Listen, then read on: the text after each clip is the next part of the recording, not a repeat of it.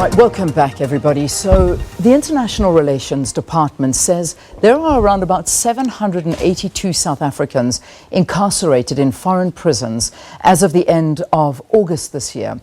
Two of those were Thando, Pendu and Nolubabalo, Nobanda, who have been or have since been released and are now back in South Africa. Both of them served time at a prison in Thailand. Hazel Friedman is SABC Special Assignment Producer and investigative journalist who has done extensive research in this area, including traveling to Thailand and writing a book with chapters dedicated to both Thando and Nolubabalo. They are here with us in studio. Hazel, of course, is in our Sea Point studios to answer questions about all of this. So, Hazel, I'm going to say good morning to you first. Good morning. I hope that you're well. Morning, Leanne. Now, thank you very much for having me here. It's an absolute pleasure. Thanks so much for joining us. And then, of course, here in our studio, as we've said, we've got Thando and Babzi in studio. So both of you, thank you very much for coming in to talk to us. Thank you. Thank you. All right. Hazel, I'm going to begin with you because you've written quite an extensive book about what's going on with regard to this kind of eventuality that has landed on both of our young ladies that are in studio with us. It's called Dead Cows for Piranhas. Very quickly, just sort of give us an idea of the situation that they both have found themselves in. Well, I first met Thando Pendu in in February 2009, after she'd been arrested for drug trafficking, and it was through an interview with her in prison where I used a spy camera to record her story, that I realized that there was a very strong link, not in all cases, but certainly in hers, between drug smuggling and human trafficking. And I subsequently came back to South Africa and investigated this and reached conclusions that reinforced what I had learned from her during the interview. And then when Babsi was arrested in 2011, it reignited my interest in taking this research further. So they both served as very powerful inspirations for the book. And of course their experiences in prison and what they want to do now that they've come out of prison is also equally inspiring. Yeah. So let's get to the bottom of this, because it's quite a delicate issue and an issue that we need to look at quite carefully, because as much as we want to try and educate other young people that may fall victim and prey to something like this, we also don't want to glorify what's actually happened here, because at the end of the day, rules have been broken, laws have been broken, and it is a very difficult situation. But without getting into too much, because I know there are a lot of sensitivities, particularly with you, Babzi, with regard to your case, I want to try and get a little bit of background information about how it all happened for you. So I'm going to begin with you, if that's okay with you. Okay. What happened? How did you get involved in something like this? Well, for me, it had started with meeting somebody from my own hometown. I come from Grahamstown, and I had not known the person for quite a long time, but after knowing them, we became close friends. And this came to the eventuality of them introducing me to this kind of drug world, I could say. But it did not happen in terms of any business transaction or anything like that, but it came from my closeness with her. And then after traveling with her, I found myself in Thailand, and eventually having to traffic drugs from Brazil to Thailand. Yeah. Yes. Did you know this is what you were getting into? No. So you went, please stop me if I'm asking too much, because I know that there's legal sensitivities around this. But when you were asked to go to Thailand, what did you go there under the impression that you were going to be doing? No, from the point of Brazil to Thailand, I knew. It's just from the point from South Africa to Brazil that I was not aware of the full details of what I'm going to go, that actually I'm even going to Thailand. Yeah. Yes. Yeah. Leaving South Africa, the intention or the plan was I was to go to Brazil. To go to Brazil and then go back to South Africa. Yeah. So you thought you were just going on a holiday? Or yes. To work or to... No, I was going on a holiday. My friend was going there to eventually work at some point. Yes. And this friend of yours, who, you know, just in terms of how long did you know them for? Did you trust them? Or was something just given to you that you thought, oh, maybe this is such an amazing offer, almost too good to be true, which it was? Well, I come from a very small town, the kind of towns where everybody knows each other. So I had not known her long personally, but I knew of her family. I'd seen her around. And the year before I got, within a year before I got arrested, this is when we came into a close relationship, a friendship. So I would say it's somebody I trusted and somebody I knew very well in terms of I knew her family and everyone. Yeah. Thando, your story is quite similar because you also, small town, trusted the individual. Tell us your story. Yeah, my story, for me, the person who introduced me to this drug business is like, she's a neighbor. She's like a family friend. And I trust her because she's like a family to us. So when she came with this offer to me, I didn't knew that, okay, it's about drugs or something. She offered me a job abroad. And that time I was really like struggling, need a job. Yeah. So she never mentioned mention what kind of job that she's going to offer me. So she organized everything, the tickets for me to fly to go to Thailand. And then I flew to Thailand, and then when I arrived to Thailand, she was not there. Then I met the other ladies in Thailand. But still, I was not told what kind of job that we were going to do there. Was it something along an ambulance driver? You were under the impression? No, I know, it's mistaken. That one is a mistake of the journalist. She was the one that she was driving ambulance here in South Africa. Okay, okay. So you didn't know what your job was when you were going to arrive there? No. But you needed money. I just needed money. You thought there was a great opportunity and you went there. Great opportunity, yes.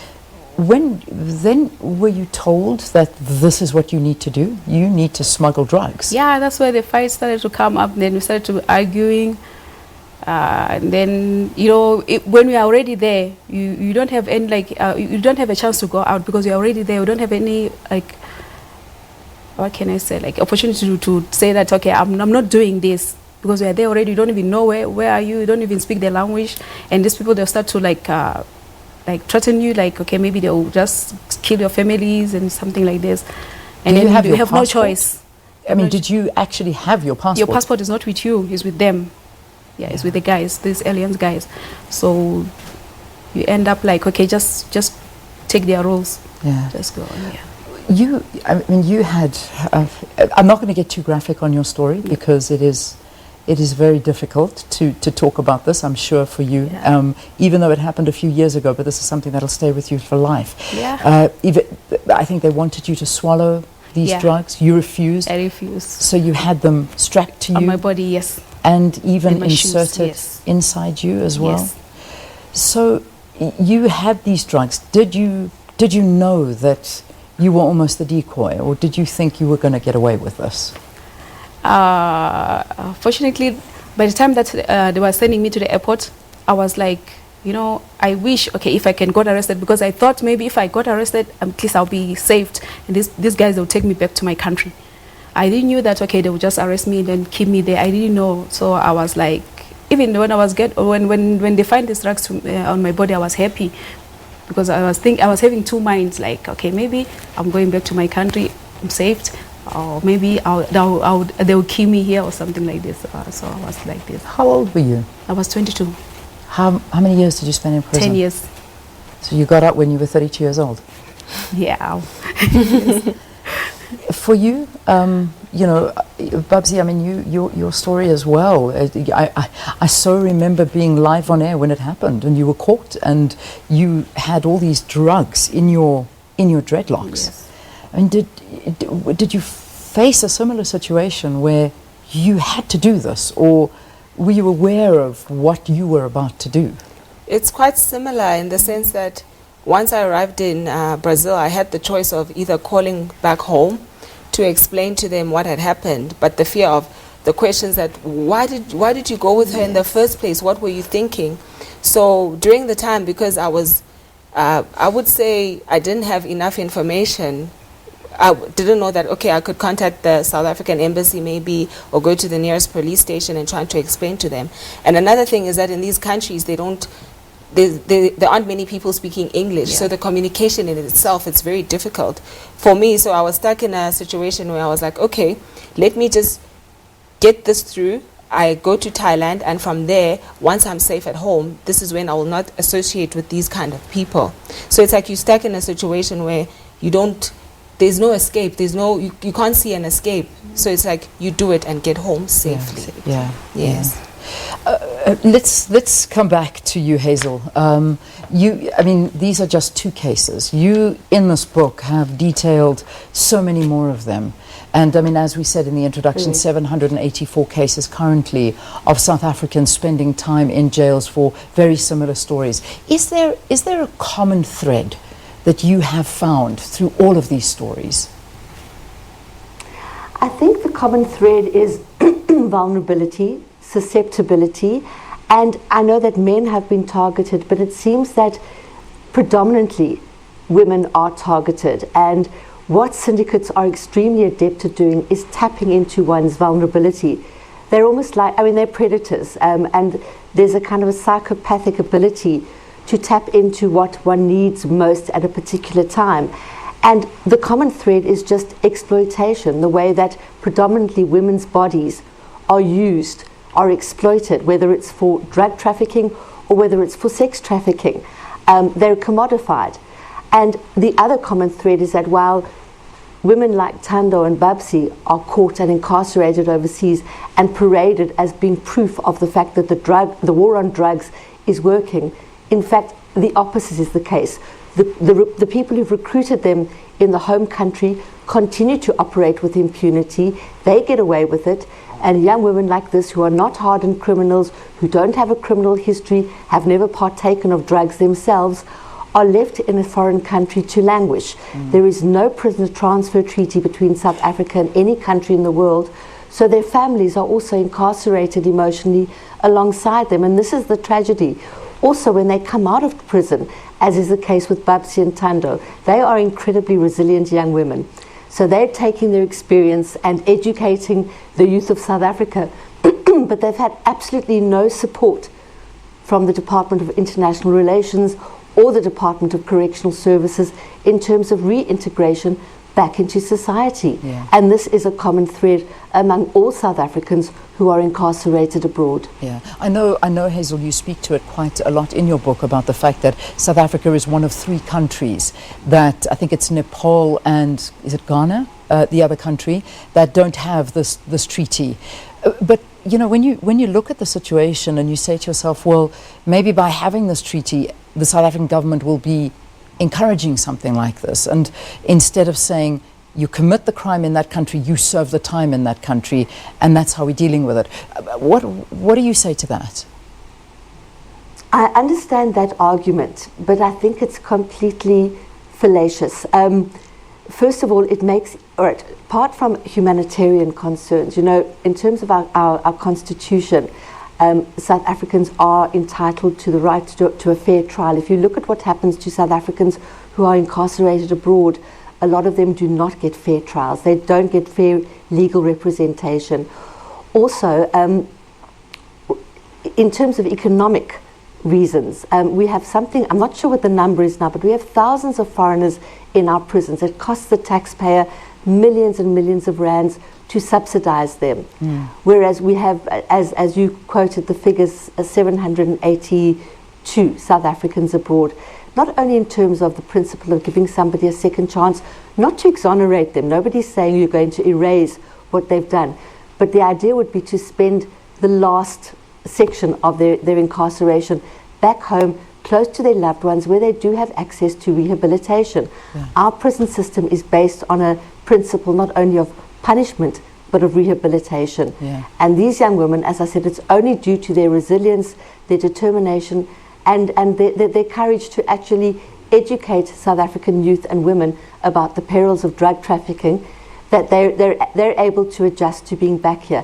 But they're doing it without any support from the government, which the government in any country, any democracy particularly, would always have a plan for people who have been in prison, for offenders when they come back to society. Yeah. So, Babsi, you managed to study inside prison, but I mean, we can't glorify this because the conditions inside a Thai prison, which you both experienced, must have been horrific to say the least. What was it like for you inside the prison? It was quite difficult, especially the aspect of trying to complete my bachelor degree. But I was quite determined to finish it because actually from the beginning when me and Thando spoke, our we had the goal of coming back to South Africa and educating others, not only education about drug trafficking, but we had to set the example. So I had to continue with my studies, and then with the South African Embassy, they would sit in the exams. But it was quite difficult because even with study material, to get it through the prison, it was quite difficult. And also there isn't any study material because all the textbooks, everything, there's a university there, but it is in Thai language. Yeah, so Yes. it's not in English, it's not conducive to this. Yes. Would you, what Hazel was saying, you know you did the crime. I mean, it is not, as you both explained, it was something you almost had to do because you had no option. As what you both have said. For you to have completed or to come and rather spend your time in a South African prison, would you have rather opted for that? Thando, would you like to? It's a crazy option, but that's what we're saying, is that would it be better to perhaps have had the option to say, okay, I've committed the crime, but let me rather spend time here in a South African jail closer to family? Yeah, before that's what I thought of coming. Yeah, because we also write for treaty. We appeal for treaty to come back to South Africa, because we felt. For me, I felt like I'm far from my family, and my family also they cannot afford to come to me in Thailand. So I was like, okay, if I can come to South Africa and serve my sentence in South Africa, that will be fine for me. Yeah. So it would have worked better for you as well. It would have worked better because yes. What has to be understood as well is that when we get incarcerated, it is not only us doing the time, it is also our families suffering with us. And many South Africans that are locked up abroad, they even have children. So now relationships within the families are broken, and this creates an even bigger problem in our societies as well. Because somebody is incarcerated for 18 years and has to meet the child 18 years later. And these children, nobody's taking care of them, they don't build a relationship with their parents. And I don't know, I think it would be better for us South Africans, and also for because as Hazel said, also rehabilitation is very important for us, because we will go back into our societies. So when we are rehabilitated, we can be active members of society and do better. How has it changed you, this whole experience? How has it changed you? It has changed me in the sense that now I have to be more alert in the choices that I make, the associations that I make. Because I think I used to be very naive when it comes to this. I take things at face value. But now I'm more aware of my surroundings, the people around me. Yes. And you, Thando? Yeah, The same. Yeah. How are you educating fellow young South Africans to not fall for something like this? For me, I would like to. I will say to them now, they should go to school. They should seek for knowledge, more understanding, because it's not like, okay, maybe this thing it happens to me, maybe it never happened to anyone. It can happen to anyone, this thing, because it's not a choice that you choose. Something like just happen to anyone. And what I would like to tell our youth in South Africa, to really go to school and get knowledge and try to open their own businesses, and not to let other people to aim your goal, like aim your own goal, and just And if something sounds too good to be true, it is too good to be true. Yes. And also I'd like to just mention the Amnesty International group, who is also helping to bring awareness and distributing like Hazel's book as well. And the chairperson is Vuyo Ndondela.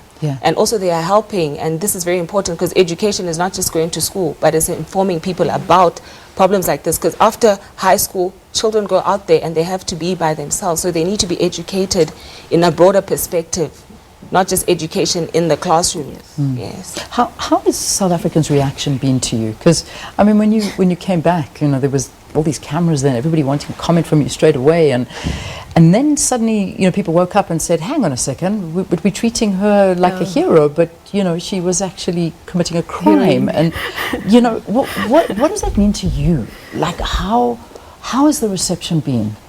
For me, I actually quite understand that reaction from South Africans, and for me it's actually not really an issue in terms of I know I committed the crime and I did my time, and also I understand that it is with time that South Africans will understand how I have been rehabilitated from that institution and how I can be of value to them in telling my story and educating other young women and men from South Africa. So I know it will take time, But as Hazel said, me and Thando are determined to continue. We're going into the schools, we're going out there to let people know what is going on. And not let someone else fall victim to this. Yes. Ladies, thank you. Thank you for coming in and talking to us. I think that just by speaking about this, you know, you're giving people things to think about, to say, don't fall prey to these kind of things, because there's no way out. Yes, And that's the reality. Hazel, I'm going to end this with you. Just, you know, one of the profound statements, and I know it is 8 o'clock, so past 8, so we'll be quick on this one. You describe this more as human trafficking as opposed to drug trafficking. Talk to me about this and wrap it up. Leanne, I make a very clear distinction between somebody who willfully, wittingly, and for overt financial reasons traffics drugs. They are drug smugglers, they are drug mules, they are professionals. But when somebody is coerced, transported, and exploited, these are the 3 definitions according to International Organization on Migration that defines a person as a victim of human trafficking. So even if they know that they're carrying drugs, if they have been forced or tricked or coerced in any way and feel that they have no recourse to assistance, legal or personal, then they are victims of human trafficking, and they should be treated as victims, not as perpetrators of crimes. All right, we leave it there. Hazel Friedman, thanks so much. Our SABC Special Assignment Reporter. Dead Cows for Piranhas is also a book that she has written about this, visiting many of these convicted South Africans around the world, some released, some still languishing in prisons around the world. And also in studio with us, we had 2 of South Africa's convicted drug mules who are now released, living back in South Africa, Thando Pendu and Nolubabalo Nobanda. Thank you very much for talking to us again, ladies. All right, I know it's late, 2 minutes past 8, but let's get your news now.